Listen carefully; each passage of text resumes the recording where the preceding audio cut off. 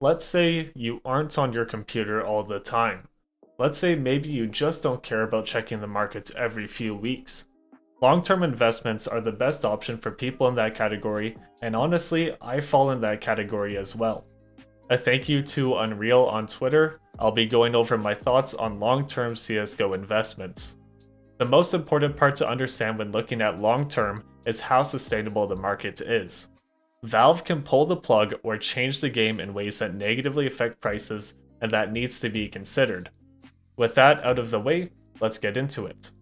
How about some categories? Low, mid, and high tier. Everyone has their own goals. Everyone is working with something different. While high tier items have already proven themselves, low tier can be a gamble, so I'd like to start there.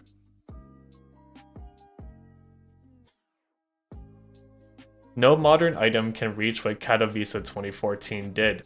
Even when looking years in the future, we're just looking at potential here.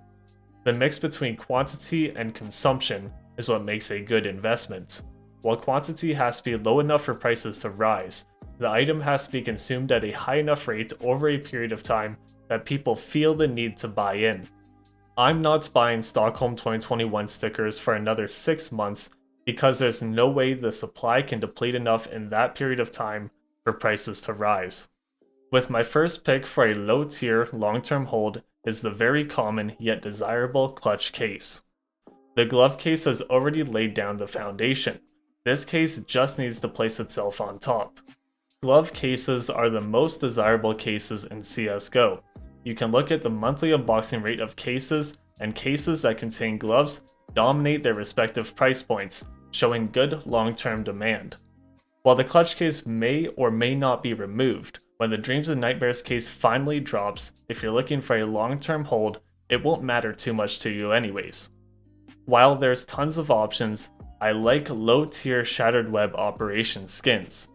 There are 3 Operation collections excluding the case: the Norse collection that contains the Gungnir, the St. Mark collection with the AK Wild Lotus, and the Canals collection with the Op Prince. I expect Gungnir trade-ups to remain a common choice for years to come, as common as they can be considering how risky and expensive they are. While there are Prince and Wild Lotus fans out there, the Gungnir is the clear winner in terms of demand.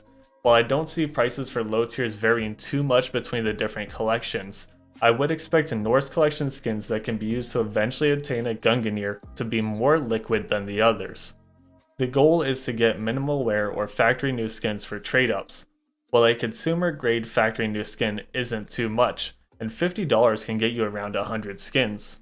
In 5 years from now, if you sell, it's going to take quite some time without flooding the market, and I would say Norse collection skins will be an easier sale going forward. If you aren't concerned about that, your options have increased exponentially, but it's something to think about. The reason why I put Shattered Web skins in front of Broken Fang skins despite recommending them just recently is simple. Broken Fang has potential to spike during a summer hype or give returns within the next year or 2 years. Going forward, Broken Fang will likely be forgotten as people rave about Shattered Web and Riptide skins. I think Broken Fang will eventually end up in a similar position as, let's say, the Gods and Monsters collection. Sure, it has been profitable, but you should have just bought cobblestone items. For stickers, I really don't know what to say about low tier. There's long-term potential if the future majors go back to adding banners behind the teams, but if this new no banner sticker style comes back, there's really no hope for Stockholm 2021, RMR is completely ignored at that point, and Berlin 2019 is still ugly. What I've considered is Dick Stacy stickers from Berlin 2019, but I'm really not confident in many cheap stickers these days.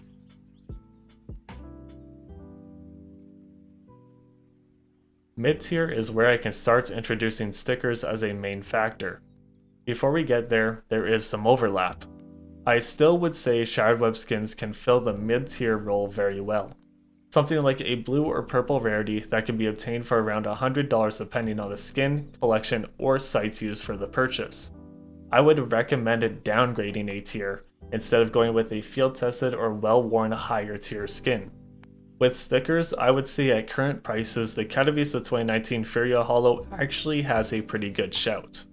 Look, This thing has failed and its reputation has been tainted. Its starting price was too high in relation to quantity. That being said, with underwhelming holos from the last few major stickers, Furia will eventually have its time, and with a long-term hold, I think you would be a beneficiary of that. I also would like to shout out London Conspiracy and Dat holos from Cologne 2014. When looking at the quantity on Cantry's site, these are the lowest quantity stickers from this tournament. While I own quite a few London Conspiracy stickers, the Dat holo looks much better, and if I had to pick between the two, I would expect Dat to pull ahead over time. I also believe that Katowice 2015 papers will have a relatively solid future, but this would be the safe pick, not necessarily the most profitable. One thing you should never underestimate is cases. Even though this is a mid-tier section, I don't think having thousands of cases is a bad idea in any way. I think this applies to all tiers, as I would have made much more if I just bought thousands and thousands of cases these last 2 years. It's never a bad idea to have one or multiple storage units of cases sitting around. Now we get to some of the juicy items.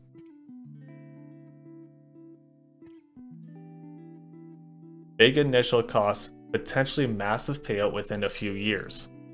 If you can afford Katowice 2014 stickers, I'd say go for it. They really don't have much of a downside, and within a 5-year period, even paper stickers could become extremely rare. Katowice 2015, I look at the Vox Eminor holo, which is currently the most expensive sticker by a wide margin, and Navi holos for a more manageable price. Can't go wrong with Titan, but seeing the surge to the Katowice 2014 Reason holo, I'd say by the end of the day, looks are the most important factor. The Titan holo just doesn't compare to the other two in my eyes, and I can see the Navi holo becoming number 2 over time, but that has to be seen. Something people sometimes forget about is capsules as well. People opened Katowice 2014 capsules when the prices were insane, because the views could cover the losses. Who says Katowice 2015 capsules can't do the same? I forgot to mention it, but I'd also put Krakow 2017 golds in this category. They're the best looking gold stickers by far, they will be the rarest in terms of quantity, and from what I've seen, people are opening up a ton of these capsules. I might recommend purchasing the capsules instead of the stickers themselves because you could see a larger gain with those, but in general I'd say Krakow 2017 player capsules or golds are probably another good option that you could consider as a long-term hold. The only problem I have with Krakows is they are a very tough sell, but again, long-term, if you don't care about that, I'd say they're a good pickup. And for a high-tier skin, honestly, I'd have to say the Gungnir. It's one of the best choices you can make, but don't be afraid of blue gems and other unique patterns as more and more people express interest in these items.